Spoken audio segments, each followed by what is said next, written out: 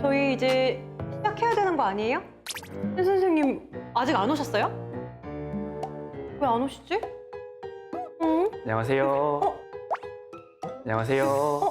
안녕하세요. 안녕하세요. 네. 안녕하세요. 어떻게? 아, 네. 잠깐만 여기 앉으시면 안 돼요? 여기. 일단 좀 앉고 말씀을 드릴게요. 예. 앉게 좀 예. 주실 수 있으시죠? 신 선생님 자리인데 이거 앉으시면 안 되는데? 아, 네. 저는 네, 어떻게? 네, KBS 양창희 기자라고 하는데요.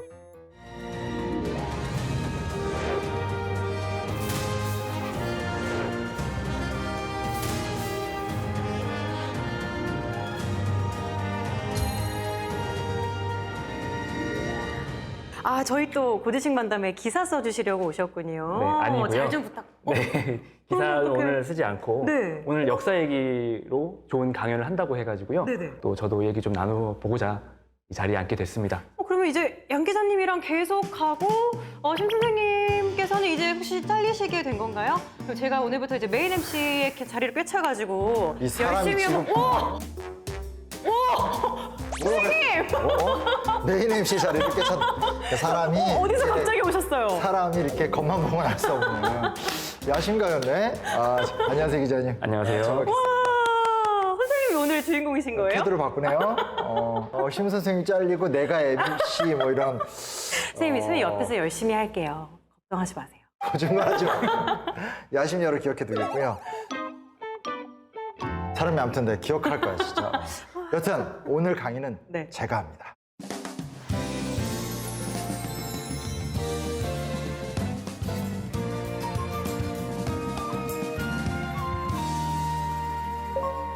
오늘은 이제 독재와 과거사 청산 뭐 이런 주제를 갖고 이야기 좀 해보려고 하는데요. 무겁네요, 주제가. 근데 사실은 뭐 우리 또 광주 지역에서 네. 매해 5월이 되면 5.18 민주화운동이라는 사건을 좀 기억할 수밖에 없잖아요. 맞아요. 또 5월 18일 가까워져 오기도 하기 때문에 사실 5월이 되면은 광주 전체가 좀 숙연해지는 그런 게 있어요. 그리고 광주 사람들한테 있어서 5.18은 아픈 역사이기도 하지만 동시에 자부심인 것 같기도 하고요. 하나의 정체성 같은 느낌? 그런 것 같아요. 기자님 어떠세요? 네.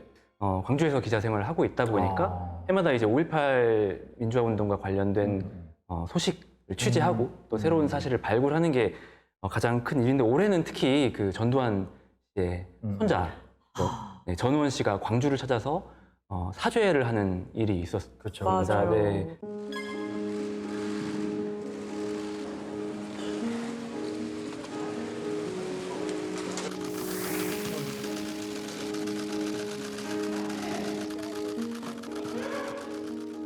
상징적인 장면이 그 전우원 씨가 코트를 벗어서 그걸로 묘비를 이렇게 닦는 장면이 네. 있었어요.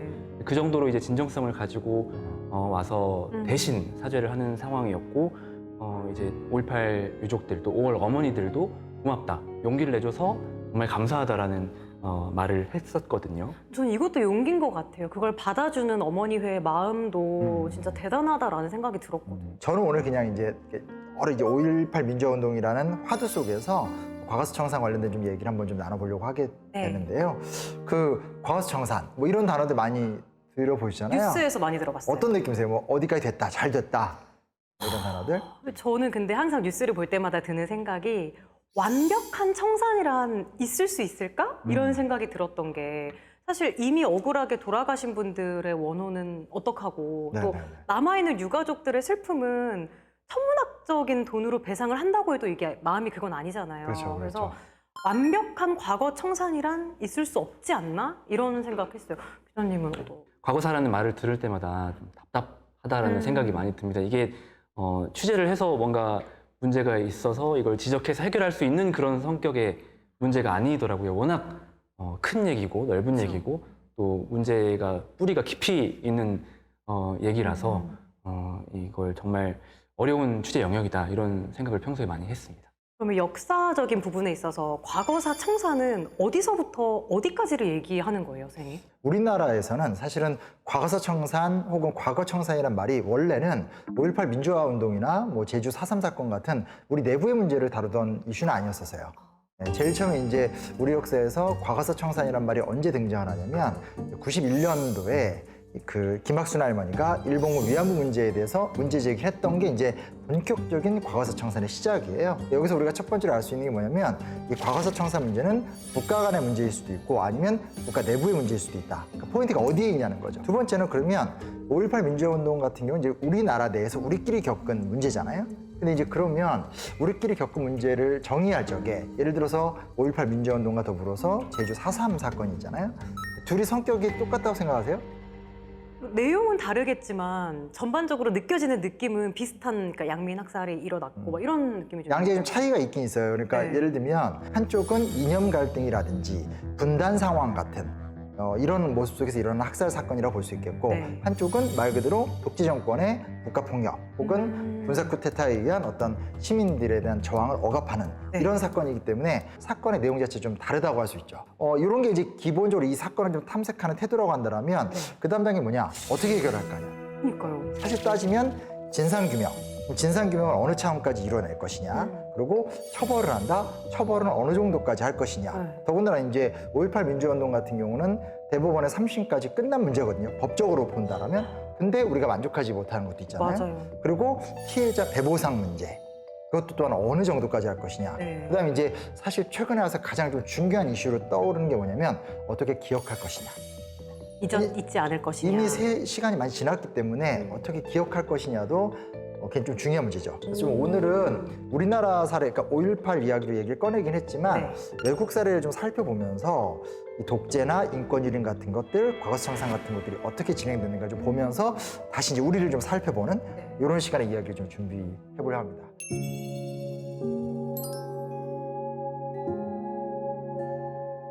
우리나라에서도 과거사 청산 이슈가 계속 뉴스에서도 나오고 하는데 해외에서도 뭔가 과거사 청산이 아직까지 이루어지거나 혹은 잘 이루어졌거나 이런 나라들이 좀 있어요, 선생님? 전 세계적으로 사실은 뭐 1차, 2차 세계대전 이전도 그렇고 또 2차 세계대전 이후에도 굉장히 많은 인권유린이나 군사 쿠데타 같은 게 많았었기 때문에 세계적으로도 이 문제가 굉장히 큰 화두고 지금도 많이 논의가 돼요. 네. 그걸 이제 다 할 수는 없으니까 그 중에 이제 몇 개 이제 나라 딱 집어서 얘기를 하려고 하는데 네. 일단 유럽으로 가죠. 유럽으로 가시죠. 네. 유럽의 축구 잘하는 나라. 유럽에 축구 잘하는 나라? 유럽은 다 축구를 잘하는데 좀 더 좁혀주시면 프랑스는 아닐 것 같은데? 프랑스는 아니에요. 그 나라에서 유명한 게 뭐예요? FC 혹시 스페인을 말씀하시는 스페인이요? 건가요? 그렇죠, 그렇죠. 네. 스페인이 과거사 청산을 하고 있어요? 네. 스페인이 사실은 굉장히 큰 과거사의 아픔이 있고 그래서 이제 과거사 청산을 좀 풀어가는 대표적인 나라이기도 해요. 오, 좀 낯설죠, 그렇죠? 전혀 몰랐어요. 좀 축구 쪽 좋아하시나요? 네. 이제 과거사 문제 축구 얘기하니까 그 스페인도 우리나라의 지역 감정은 뭐 저리 발할 정도로 지역 감정이 스페인에도 지역 네. 감정이 있어요? 이제 FC 바르셀로나가 카탈루냐 지방에 맞아요, 있잖아요. 맞아요. 예, 그 카탈루냐와 네. 예, 카탈루냐 바깥쪽의 대립이 굉장히 극심해서 카탈루냐가 독립까지 하려고 시도도 맞아요, 하고 맞아요. 예, 분리주의 운동이 거세다고 알고 맞아요, 있습니다. 맞아요, 네. 맞아요.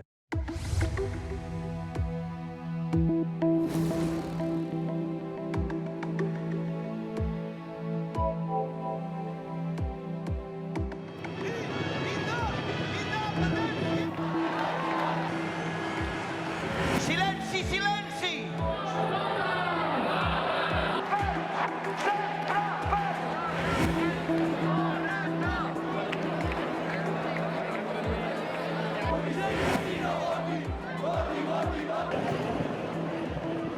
그것과 좀 관련이 그것도 관련이 있죠. 그렇죠. 네. 조지 오웰의 카탈로니아 찬가라는 유명한 책이 들어본 적이 있어요. 읽었습니다. 집에 있습니다. 그렇죠, 그렇죠. 저희 방송을 위해서 읽으신 건 아니고. 아닙니다. 어제 밤새 썼다는 소문이 있던데. 아, 그래? 네. 일단 네, 아닌 걸로. 근데 카탈로니아 찬가가 이제 실제로 이제 영국인 기자이자 아나키스트였었던 조지 오웰이 이제 스페인 내전을 취재하러 가서 취재를 넘어서서 이제 아예 이제 공화국의 편에 서서 이제 활동을 했었던 그 경험을 쓴 책이에요. 그래서 진짜요? 스페인이 지금 그냥 축구의 나라, 월드컵의 나라, 혹은 이제 가우디의 나라. 맞아요. 되게 예쁘잖아요. 이렇게 많이 알려져 있지만 1930년대 때 있었던 스페인 내전이라는 엄청난 상흔이 있었던 나라다. 그리고 그것을 풀어가는 과정이 아직 끝난 게 아니고 지금 우리나라 못지않게 굉장히 진행되고 있다. 이 얘기를 한번 해보려고 해요. 오, 네. 궁금해요. 아까 말씀하신 대로 카탈루냐 지역이냐 바스크 지역이냐 했었을 때 분리 독립을 주장하는 사람들도 많았고 이랬는데 네. 사실 스페인에서의 가장 큰 문제 뭐냐? 이념 문제였어요. 이념 문제. 이념 문제. 이념 문제 굉장히 컸죠. 이 아나키즘, 사회주의보다 조금 더 극진적인 이런 주장이 한편에서 굉장히 강했고 네. 반대편에서는 이제 어떤 좀 이렇게 보수적인 생각들 이런 것들의 충돌이 굉장히 강했는데 네. 문제는 뭐냐면 그들이 쉽게 말하면 합의를 구하거나 서로가 공존하는 방향을 못 찾은 거예요. 그래서 그냥 19세기 말부터 해서 20세기 초반에 서로 간에 계속 사이가 나빠요. 이 당시 이제 프레모 데 리베라라는 사람이 팔랑해당이라고 하는 급진주의 정당을 만들어서 극우파 운동을 하면서 나라가 이제 완전히 이렇게 극단적 갈등을 나뉘었겠네요. 계속하는 상황이 돼요. 그러다가 네. 요 틈을 잘 이용해서 프랑코라는 사람이 이제 쉽게 말하면 쿠데타를 딱 일으킨 거죠. 프랑코.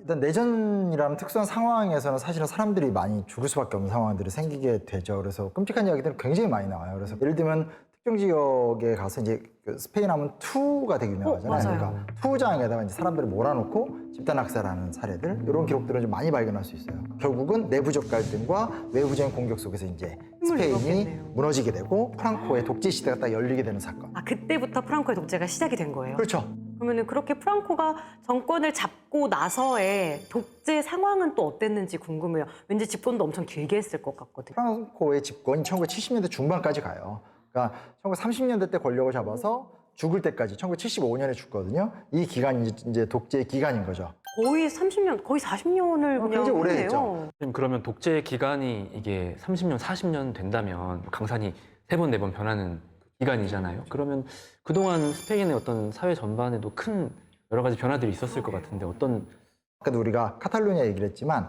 바스크나 카탈루냐 같은 지역에 어떤 그 분리주의자들의 어떤 행동들을 철저하게 또 봉쇄를 하죠.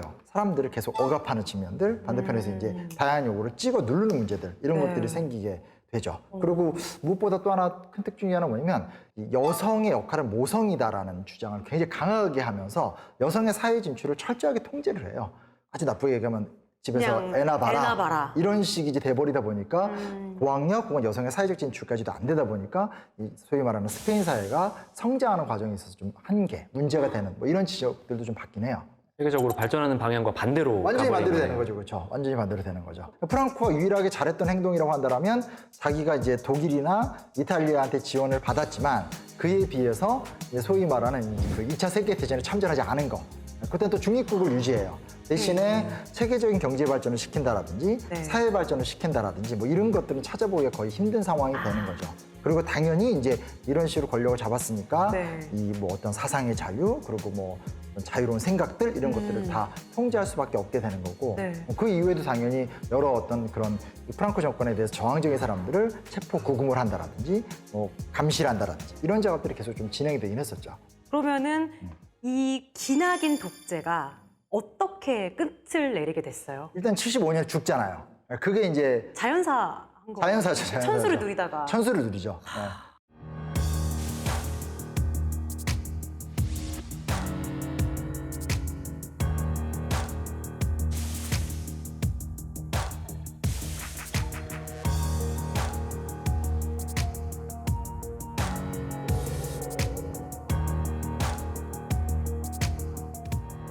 이제 그 프랑코가 죽었을 때 남아 있었던 어떤 정통적 권위를 갖고 있었던 사람이 후안 카를로스 1세라는 사람이에요. 네. 프랑코가 이 에스파냐 왕가를 그대로 유지를 시켜요. 오. 그래서 이제 나름대로 이제 스페인의 어떤 권위, 사회적 네. 권위를 좀 유지하고 싶어 했던 것 같은데 후안 카를로스 1세의 후원하에 그러니까 일단은 국왕 본인이 이제 민주주의 나아가겠다는 결단을 먼저 했고 오. 이 상황에서 아돌포 수아레스라는 총리가 임명을 받는데 네. 이 사람이 쉽게 말하면 이제 보수적이면서 중도파적인 인사.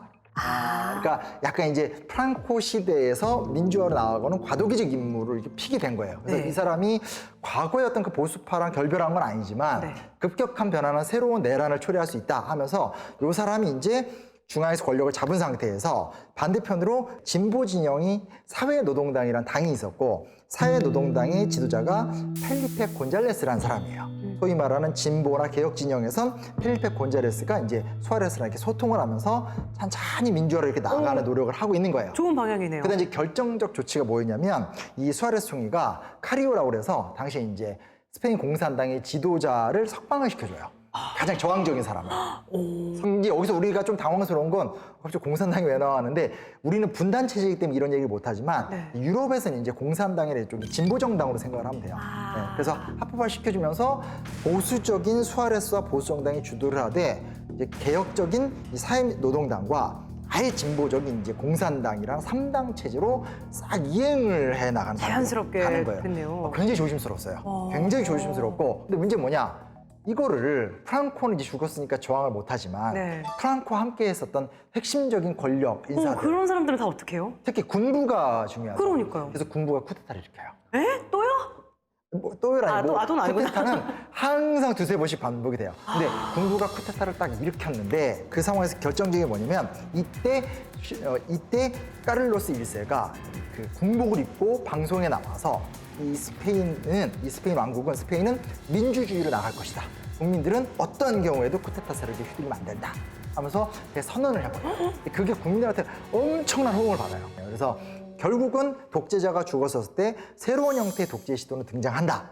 했는데 여기서 지도층이 먼저 맞고 아마 염증을 느꼈던 것 같아요. 맞고 그 다음으로 이제 국민이 이제 민주적 개혁을 원하는 단계로 이렇게 들어가 버리면서 네. 영원히 쿠데타의 시도가 이제 끝나게 된 거죠.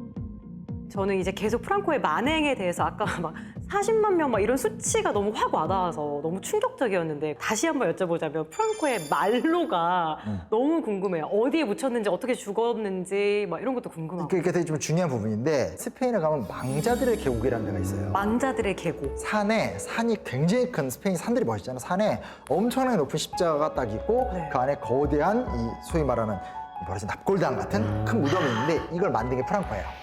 아, 프랑코가 그 무덤을 만들었어요? 그리고 프랑코도 거기 묻혀 있고. 프랑코가 거기 묻혀 있어요. 본인이 만든 무덤에 묻힌 거네요. 그러니까 무슨 얘기냐? 자기가 내전에서 승리를 했잖아요. 딱 승리하고 나니까 그래 다 끝났어. 나의 시대야. 근데 나한테 저항했었던 사람들 이해해. 그럴 수 있지 뭐. 하지만 우리는 하나의 스페인이 돼야 돼. 이러면서 망자들의 계곡을 크게 조성을 하면서 한 70~80%는 대부분 다 이제 소위 말하는 이제 우파에 희생당한 사람들을 다 안장을 하고 나머지 한 2~3만 명 정도 되는 거를 이제 소위 말하는 공화정부 쪽에서 저항했었던 사람들 있잖아요. 다 이장을 해서 망자들의 계곡에 같이 안장을 시켜요. 그럼 본인이 피해를 줬던 사람들하고 본인이 같이 묻혀있는 진짜 아이러니한 꼴이 그게 되네요. 프랑코가 생각했던 화해예요. 그러니까 이게 좀 황당한 상황인 거고 어이가 없어요. 근데 여기서 하나의 또 이 스페인 사람들이 중요한 협의를 하나 맺어요. 무슨 협의를 맺냐면 과거는 이야기하지 말자. 이걸 이제 스페인 편 망각협정이라고 얘기해요. 망각협정. 네. 지금 이 이야기를 꺼내는 순간 용광로 같은 분노가 쏟아져 나올 것이기 때문에 그렇게 되면 또 내전으로 간다. 스페인은 과거에 내전을 경험한 나라잖아요. 그러니까 또 내전으로 간다. 그러니까 민주화로 가되 과거는 묻지 말자고 하면서 보수와 진보가 민주화로 나가는 과정 속에서 이거를 서로 입을 딱 닫은 거예요. 그러니까 덮자. 그냥 무시하자. 망각하자. 이거네요. 뭐 그렇게 되는 거죠. 네. 막 듣다 보니까 너무 피로해져요. 너무 끔찍했던 역사였고 그리고 이제 그 세대의 손자들이 지금 살고 있잖아요. 얼마나 답답하고 말은 못하고 막 이럴까 이런 생각이 들거든요. 맞아요.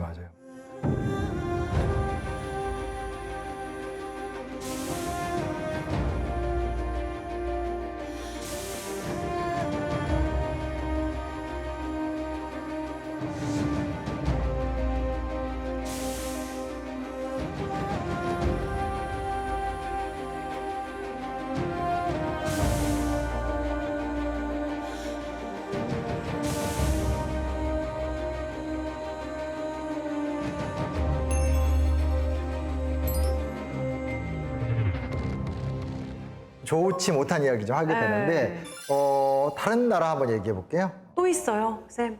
제가 말했잖아요 처음에 정말 많은 나라들이 이 문제 속에서 현재 진행형으로 존재하고 있다고. 프랑코를 인생의 롤모델로 삼았다고 하는 인물이 있습니다. 프랑코를 인생의 롤모델로 삼은 사람이 있어요. 힌트를 드릴게요. 힌트는 일단 라틴 아메리카. 라틴 아메리카, 남아메리카. 남미. 네. 남미? 남미는 브라질? 남미도 독재자가 워낙 많아서 그죠. 일단- 하나만 더 주시면 그러니까 태평양 연안 나라예요. 평양 이 정도로 줘야지 너무 디테일하고 바로 나올 것 같아요. 평양 먼저 맞추시면 뭐 주실 건지부터. 없어요. 아, 그런데. 네, 알겠습니다. 지금 내 자리가 지금 간당간당거리고 있는데 지금 오늘 굉장히 불안해요 제가 지금. 남미 저는 아는 나라가 브라질, 콜롬비아, 칠레 이 정도거든요. 이 중에 있어요? 칠레 아닌가요? 왠지 정답! 칠레!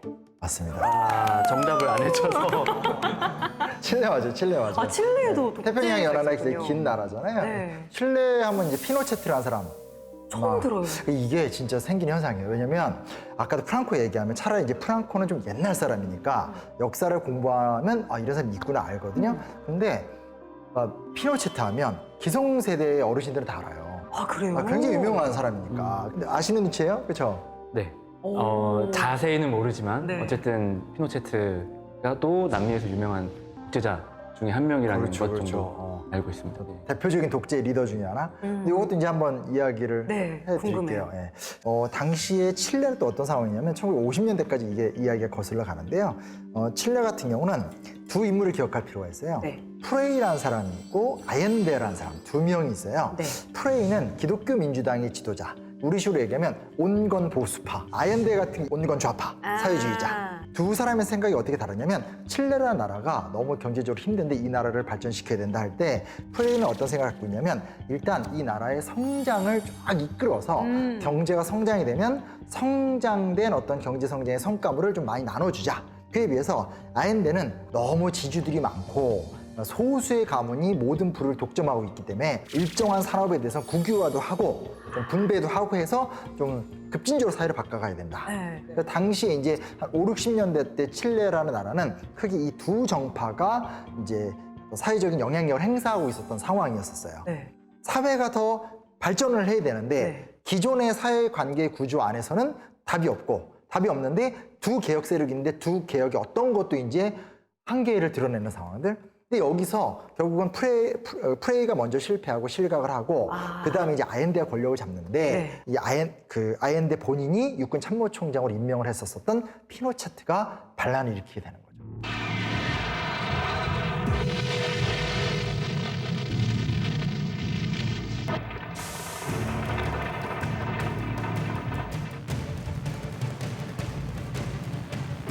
Las cámaras quedarán en receso hasta nueva orden. Eso es todo.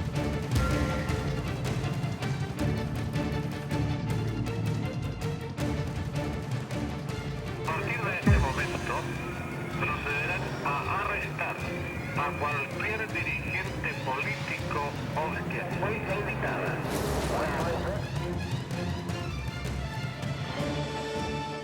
Que no obedezca los mandos u órdenes emanados.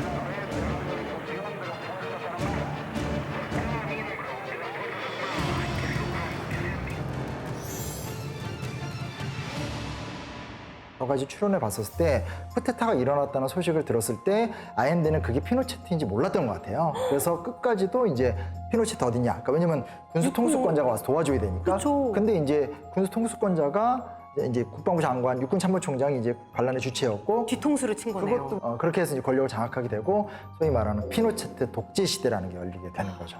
쿠데타가 성공을 했네요. 네네네. 그 피노체트의 독재 정권이 쭉 이어가게 네. 되는데 뭐 당연히 이 과정 속에서 기존의 정당 해산시켜 버린다라든지 군부가 이제 국가를 운영한다라든지 네. 정상적인 헌법으로 국가 운영이 안 된다라든지 그리고 그 안에서도 뭐 계속 체포, 고문, 구금 특히 이제 우리도 이제 예전에 중앙정보부라고 해서 이 중정의 위력, 네. 안기부의 위력 이런 게 굉장히 네. 셌잖아요. 그런 것처럼 이제 실제로 이제 이 칠레 같은 경우도 라프 대령이 주도했었던 이제 국가정보원 이런 기구가 이제 억압적 역할을 하게 되면서 약 6만 명 정도로 이제 뭐 수용소에다 끌고 갔다 이런 기록들도 남을 정도로 정말로 고강도 억압 통치가 쭉 진행이 됐죠.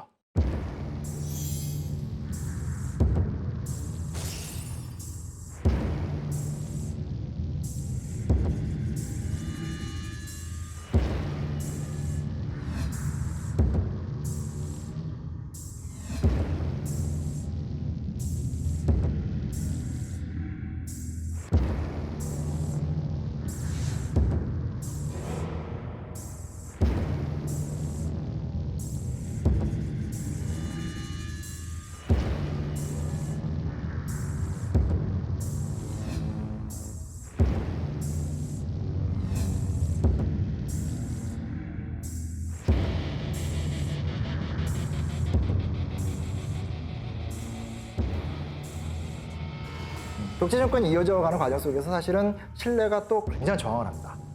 아주 뭐 굉장히 유명했고요. 그 칠레 저항이라는 것은 한국의 민주화운동사에 비견될 정도로 세계사에 남는 민주화운동사로 유명해요. 네. 그래서 여성들의 저항운동이라든지 뭐 되게 다양한 형태의 저항운동, 음악을 통한 저항운동이라든지 여러 방식을 통해서 저항운동을 하게 되고 네. 그러다가 점점점 이제 지지율도 떨어지고 이 어찌됐건 독재로 국가 운영하니까 문제가 너무 한계가 많이 있죠. 생겨요. 네. 그러다 보니까 이제 진짜 안 되겠다 싶어서 국민투표를 붙이는 거예요. 88년에 투표를 붙였는데 55% 정도의 국민 절반 이상의 사람들이 너 필요 없어가 된 거예요. 이 소위 말하는 6만여 명을 강제 수용소에 보낼 정도의 탄압을 하던 피노체트의 저항에도 억압에도 불구하고 네. 이 칠레 시민들이 저항을 해서 국민투표에서 이겼다라는 거. 네. 국민의 절반 이상이 피노체트가 필요 없다라고 이야기한 건 정말 대단한 거거든요. 그래서 순순히 내려왔나요? 순수히 내려올 리가 없죠. 그러니까 그랬을 것 같아. 불안해요. 그래서 여기서 뭘 하게 되냐면 내려옵니다. 네. 대신에 헌법을 개정하고 내려와요. 헌법을 어떻게 개정하냐면 일단 국가에 대통령 말고 9명의 상원 의원을 별도로 뽑아요. 그리고 그 중에 본인은 이제 피노체테 본인은 종신 의원. 나는 죽을 때까지 하는 거. 나머지는 이 군의 3군 사령관이나 경찰 쪽의 수장. 왜냐면 이 사람이 군부 통치를 했잖아요. 이 사람들을 상원 의원으로 삼게 되고 군사 지휘관이나 아니면 그 경찰 지휘관 같은 경우는 대통령이 임명도 못하고 그리고 임기 도중에 자를 수도 없어요. 그러니까 실권은 거기 있네요. 그러니까 이 이제 피노체트가 장기 집권을 이어가려는 변칙적 방법인 거죠. 국민들의 지지가 떨어지니까 그러면 남은 건 군부와 경찰력밖에 없잖아요. 이렇게 변칙 개헌을 하고 은퇴를 했어요. 살 길을 찾아놓고 나온 셈이죠. 그렇죠. 굉장히 철저한 사람이었던 것 같아요. 뭔가 출발할 그랬어요. 때도 그렇죠, 아yen데 모르게 시작을 했고 그러게요. 나올 때도 지금 기분 나쁘신 걸 화나셨죠? 네. 화나요 진짜. 굉장히 아주 웃긴 분노가 웃기네요. 치밀어 오르는데 네. 그렇죠, 그렇죠. 이런 식으로 해서 권력 연장을 해서 88년에 그 민주화가 된 게 아니라 88년부터 2000년대 초반까지 이 또 변형되고 왜곡된 헌법을 개정하려는 칠레인들의 두 번째 싸움이 시작이 돼요. 와. 근데 결정적으로 무슨 사건이 터지게 되냐? 네.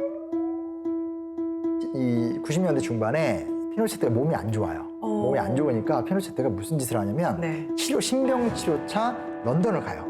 아프니까 런던에 가서 치료하고 오겠다. 그냥 간 거예요. 네. 어차피 뭐 자기 동료들 다 있고 헌법 있으니까 네. 갔는데 이 당시에 피노체트가 권력을 잡으면서 수많은 사람을 죽일 때 스페인 사람 2명을 죽여요. 그러니까 2명이 실종이 된 거죠. 스페인 법정에서 이 사건을 잊지 않고 스페인의 굉장히 진보적인 판사가 네. 우리 스페인인을 이 피노체트 네가 이겼다라고 하면서 기소를 해버린 거예요. 법정으로 와라. 네, 기소를 했어요. 기소를 하니까 스페인 법정에서 기소를 했는데 이 사람 런던에 있잖아요. 근데 런던 경찰이 그 기소권을 받아서 피노체트를 체포한 거예요. 아. 이게 국제적으로 난리가 나요. 참 왜냐면 큰 사건이네요. 왜냐면 이제 옛날 이야기니까 공소시효도 지났죠. 그리고 스페인 법정이 갑자기 왜 남의 나라 정상을 잡아요? 그리고 그 다음에 스페인 법정이 시동을 걸었는데 체포한 건 영국 경찰이잖아요. 너무 황당한 사건이 터진 거예요. 피노체트 입장에서는 약간 당황했겠네요. 내가 약간 왜? 당황한 게 아니라 구속이 됐잖아요. 그러니까 이거 완전히 뭐 진짜 정말 황당한 상황이 된 거죠. 네. 근데 이게 두 가지 흐름을 나타내는 게 뭐냐면 하나는 누가 지금 기소를 했다고요? 스페인 법정이잖아요. 네. 이래서 이 사건 때문에 스페인에서 과거사 청산 얘기가 또 나오게 됩니다. 아. 우리 거나 잘하자. 그러니까 내부 우리 거나 잘하자는 너무 흥분하지 말고 오히려 좀 잘 써봐요. 하나요? 여튼 피노체트를 스페인 법정이 체포를 하고 그리고 그 영국 경찰이 체포를 하는 그 사건이 스페인과 칠레의 과거사 청산에 굉장히 큰 자극을 주게 되면서 이 칠레도 계속 헌법을 개정하면서 네. 프레이의 아들이 대통령이 되기도 하고 아오. 또 이제 뭐 아엔데에게 귀를 기울여봐 막 이러면서 칠레 민중들이 모여서 막 아엔데를 외치면서 계승자들이 또 이제 권력을 장악하고 하면서 칠레도 또 민주화로 나가게 되고 하면서 칠레도 결국 이제 과거청산으로 나가게 되는 이런 사건이 있었기 때문에 상당히 좀 좋은 선례라고 할 수 있는 거죠.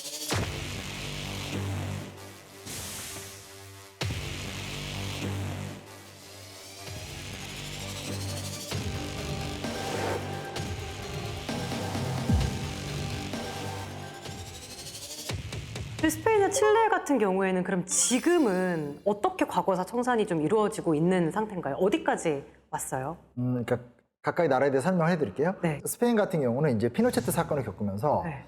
이거 우리가 잊을 문제가 아니다.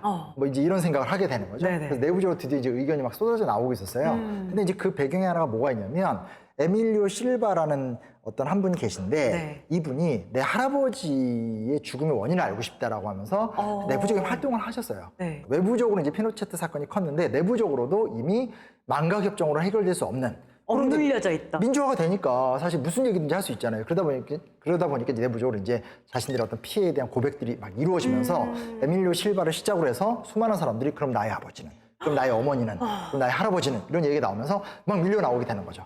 될 때가 돼서 이제 본물처럼 내외부적으로 그렇죠, 그렇죠. 네. 스페인에서 이제 본격적인 과거사 청산 요구는 이제 2000년대 들어와서 이제 본격화가 됩니다. 이게 막 보도가 되고 하니까 정부도 막을 방법이 없잖아요. 그쵸. 그리고 이제 준비도 좀 됐어요. 왜냐면 정부 입장에선 군부 쿠데타의 가능성도 이제 제어했고, 그리고 이제 사회적인 민주화를 어느 정도 달성한 상태니까 그러면 이 이야기를 한번 해보자라고 하면서 결국 만들게 된 게 이제 역사기억법이라는 법을 만들게 됩니다. 역사기억법이요. 근데 이제 이름이 되게 좋잖아요. 네, 근데 역사를 기억하자. 역사기억법의 핵심이라는 건 두 가지예요. 하나는 억울한 사연 다 이야기하고 이 문제를 사회적으로 공론화시켜야 된다. 그러니까 드디어 표현의 자유를 얻게 된 거예요. 두 번째는 이제 이 역사기억법에 고발된 과거 군사쿠데타의 나쁜 문화들을 하나하나 지워나가자. 그래서 예를 들면 거리의 이름을 뭐 프랑코 거리하면 원래 있었던 무슨 이름을 바꾼다라든지 과거의 독재의 흔적들을 이렇게 지우고 대신에 이제 전통적인 이름을 바꾸는 노력들 이런 것들을 허락해줘요. 아주 기념비적인 법이네요. 그렇죠. 근데 이 법에 가장 큰 문제가 하나 있어요. 문제가 또 있어요. 두 가지를 못하게 했어요. 체계적인 진상 규명 하지 않겠다. 그리고 책임자 처벌도 하지 않겠다. 이게 역사기억법 핵심이에요. 진상조사도 안 하고 책임자 처벌도 안 하겠다고 했다고요? 그게 법에 있는 내용이에요? 네. 말 그대로 기억에 대해서만 손을 대겠다. 그렇죠. 라는 거네요. 반쪽짜리 법이네요. 완전히. 그렇죠. 예. 여기서부터 이제 우리가 좀 답답해지는 되는 건데, 그래서 이제 그러고 나서 이제 스페인에서는 당연히 피해자 진영 측에서 이게 말이 되냐. 그렇죠. 그리고 특히 역사학계나 이런 데서는 아니 기억에 대한 것들에 대해서 정확하게 밝혀지면 이것은 그 진상이나 책임자 처벌과 이어지는데 또 말이 되냐 이러면서 비판이 많았죠. 근데 여기에 또 하나의 문제가 뭐냐면 워낙 뒤늦게 이 이야기가 나와버리니까 기성세대들, 피해를 입은 그룹들은 이 이야기를 막 하게 되는데 젊은 층이 또 이 이슈에 관심이 없어요. 그러니까 뭔가 이렇게 동력이 계속 힘을 갖고 나가지 못하는 문제가 생기게 되는 거고, 그래서 생존자들을 중심으로 문제 제기가 됐고 역사기억법이 등장했다는 것까지는 의미가 있는데 그것을 이제 젊은 세대들이 함께 이렇게 밀어붙여 주면 좋은데 그러니까요. 관심이 없어요. 사실 역사 청산, 과거사 해결 중에서 가장 그러니까 아주 중요한 부분이 당사자주의를 벗어나야 된다는 맞아요, 거잖아요. 맞아요. 당사자들만 얘기해서는 또 그들만의 문제로 그렇죠. 끝나버리기 때문에 그렇죠, 그렇죠. 사회 전반적으로 어떤 과거사에 대한 합의 이런 것들이 이루어져야지 진정한 의미가 있는 건데 맞아요. 그러지 못했던 상황이었네요. 그렇죠. 스페인에서도 사실은 상당수의 이제 뉴 라이트 역사학자들이 등장을 해서 프랑코가 그렇게 나쁜 사람 아니야. 프랑코 때 나름 경제 발전, 사회 개혁이 있었어. 이런 게 또 연구 결과가 발표가 되면서 그 후손들이나 후계자들이 우리가 뭘 어쨌다고. 근데 그런 사람들의 또 정파가 또 대선에서 또 이겨요. 이러니까 역사기억법이 또 가다가 멈추고 또 정권 교체도 또 진행되고 이런 식의 과정들. 문제는 이제 지금 여기서 이제 더 나아가야 되는데 못 나가면서 계속 왔다 갔다 하는 게 현재로 2020년 현재 딱 그 상태에 있습니다.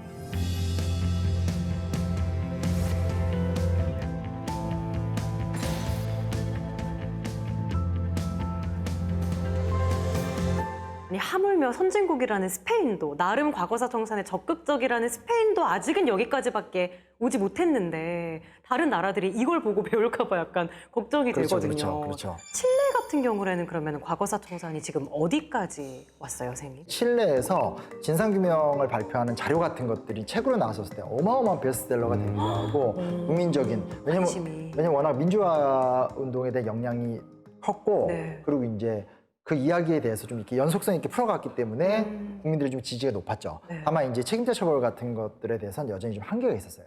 왜냐면 앞에서 만들어 놓은 기형적인 헌법을 정상화시키는 게 더 큰 화두였었어요. 막 들으면 들을수록 너무 답답하기도 하고 이 머리로만 생각했을 때는 그냥 처벌할 건 딱 처벌하고 진상규명할 건 하고 배상할 건 해주고 이렇게 하면 될 것 같은데 이게 참 말처럼 되지 않나 봐요, 진짜. 다만 이제 좀 중요한 의미를 갖게 되는 거는 네. 피노체트 이 체포 문제 같은 경우는 네. 되게 중요한 두 가지 국제사회 법을 만들었어요. 그게 오. 뭐냐면 지금 보면 그 스페인 법원이 요청해서 네. 영국 경찰이 체포했잖아요. 이때 두 가지 개념이 뭐가 나냐면 하나는 인권법에 대한 보편적 관할권이라고 그래서 인권 문제를 희생시키는 부분에 대해서는 공소시효도 그리고 또한 속지주의도 없다. 이 전례를 처음 만든 거예요. 다행이네요, 그나마. 그게 굉장히 큰 의미가 있기 때문에 네. 두 나라의 과거사 청산에는 큰 의미가 되지 못했지만 그러니까 한계가 좀 있었지만 네. 그럼에도 불구하고 이제 국제사회에서 또 국제 범죄자들을 체포하는 데 굉장히 큰 도움이 됐다라는 거 하나를 좀 생각할 수 있는 거고 또 하나는 이제 방금 말씀드렸듯이 인권법이라는 개념. 그러니까 법적 처벌에서 과거에는 쿠데타를 했던 게 잘못이다라고 얘기를 한다면 이제는 이제 쿠데타가 아니라 인권 문제 자체를 좀 심각하게 다뤄야 된다는 또 하나의 문화가 또 생기기도 했죠. 이런 부분에서는 많은 한계가 있더라도 이 에스파냐하고 칠레의 경험이라는 것이 국제사회에 좀 긍정적인 영향을 주는 그런 부분도 우리가 좀 생각해 볼 수 있어요.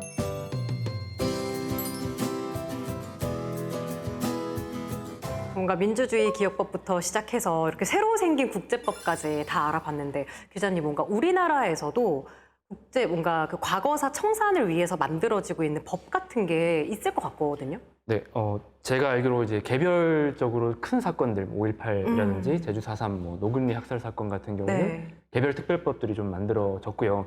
그리고 이제 거기에 다 담지 못한 여러 가지 과거사들은 진실과 화해를 위한 과거사 정리위원회가 2005년에 1기가 활동을 했고 네. 지금 이제 현재 2기가 활동하고 있는 것으로 알고 있습니다. 이게 다 이제 제도적으로 해결하고 가자라는 취지에서 만들어진 법으로 알고 있습니다. 맞아요. 다행이네요. 그나마 만들어져서.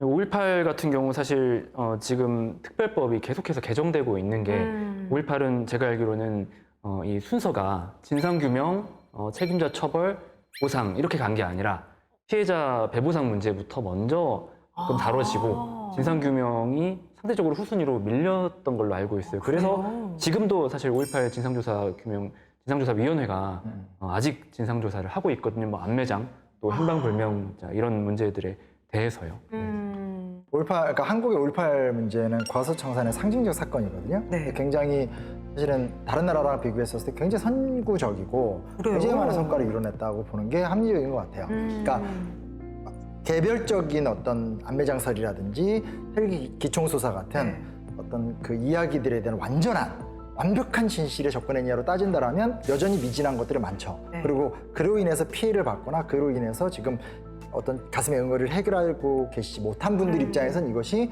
문제가 많다라고 느낄 수는 있지만 네. 세계사적 흐름 또 그리고 우리나라에서의 과거사 청산을 좀 역사적으로 검토해 본다면 한국의 과거사 청산은 상당한 성과를 냈다라고 보는 게 좀 합리적이라고 볼 수 있어요. 왜 그러냐면 우리가 알다시피 이제 유혈항쟁이 일어났고 그 유혈항쟁의 결과물로서 이제 우리나라에서 5.18 문제를 어떻게 해결할 것이냐 갖고 여러 각종 이야기들이 나오게 되잖아요. 이제 그 유명한 노태우 정권기 때 광주청문회라는 게 하나 있고 그다음에 이제 김영삼 정권기 때 과거사 청산이라는 과정이 존재하게 되는데 사실은 그 광주청문회의 내용들을 하나하나 살펴보게 되면 대부분의 진상규명들은 그때 진행이 돼서 다 드러나요.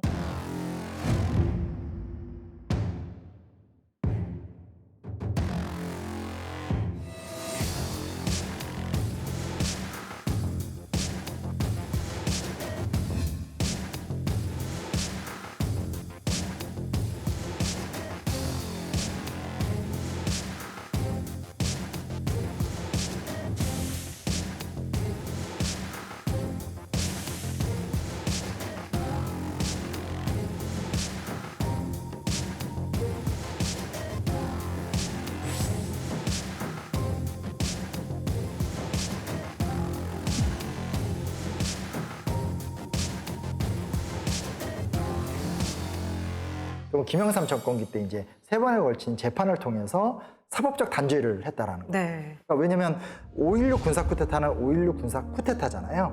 근데 12.12 사태는 국가 공식 용어로 12.12 군사 반란이거든요. 두 개의 차이는 뭐냐면 5.16 군사 쿠데타는 처벌하지 못했어요.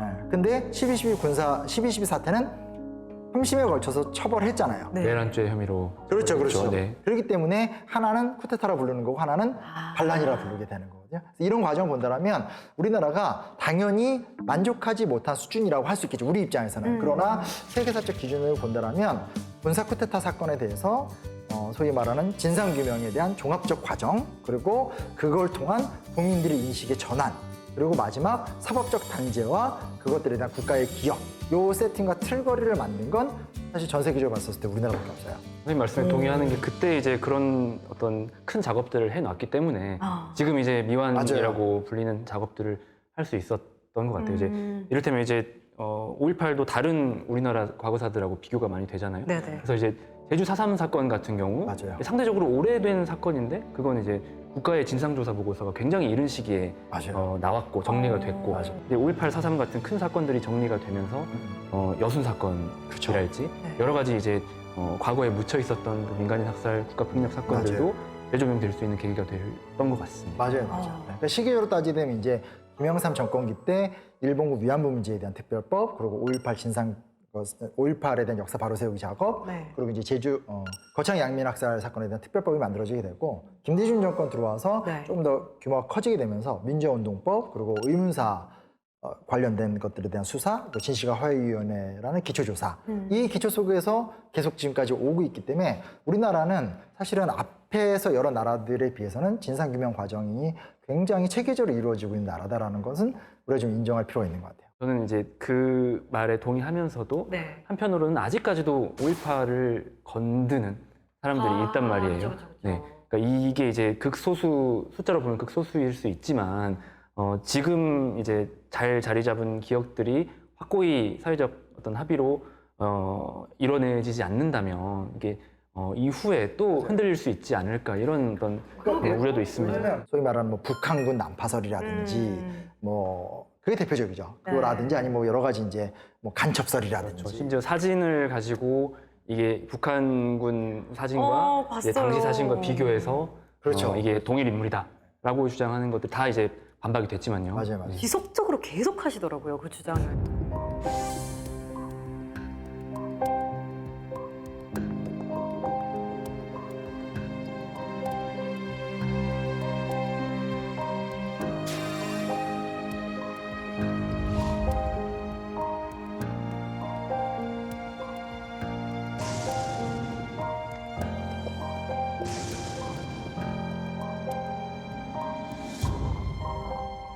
사실 오늘 되게 어색해요.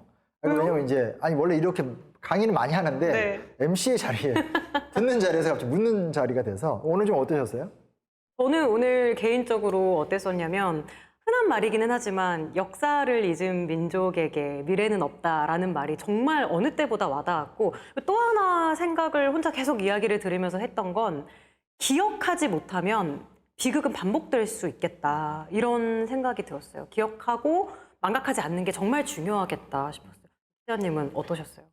우리 그 선생님 말씀을 들으면서 네. 그러니까 제가 이제 현장 취재를 하면 사실 시야가 좀 좁아질 수밖에 없는 면이 있거든요. 네, 그런데 이 세계 여러 나라하고 비교해 봤을 때 우리나라의 과거사 해결 움직임이 어떤 위치에 있는지 좀 폭넓게 볼 수 있는 기회가 돼서 너무 좋았습니다. 그러게요. 쌤은 어떠셨어요? 오늘 쭉 해보시면서. 그러니까 제가 좀 드리고 싶은 말씀은 네. 이거예요. 그러니까 아까도 그런 얘기했잖아요. 당사자가 중요하지만 당사자성에 빠지면 이 문제는 해결이 안 된다는 얘기를 기자님이 해주셨잖아요. 저도 네. 같은 마음이에요. 그러니까 사실은 한편에서 여전히 우리가 해오던 어떤 피해자들의 아픔을 보듬고 그리고 어떤 진상을 여전히 규명해내고 가능하면 책임자 처벌도 더 했으면 좋겠고 이런 것들을 해야 되겠지만 새롭게 자라나는 세대들에 어울리는 새로운 문제의식을 어떻게 창조할 것인가, 그 안에서 과거사 청산이 어떤 현재적 의미를 갖고 있고 또 세계사적 과정 속에 우리는 어디에 있고 이런 것들을 계속 만드는 노력, 그런 것들을 우리 방송이 좀 많이 표현됐으면 좋겠다는 생각을 해보게 됩니다.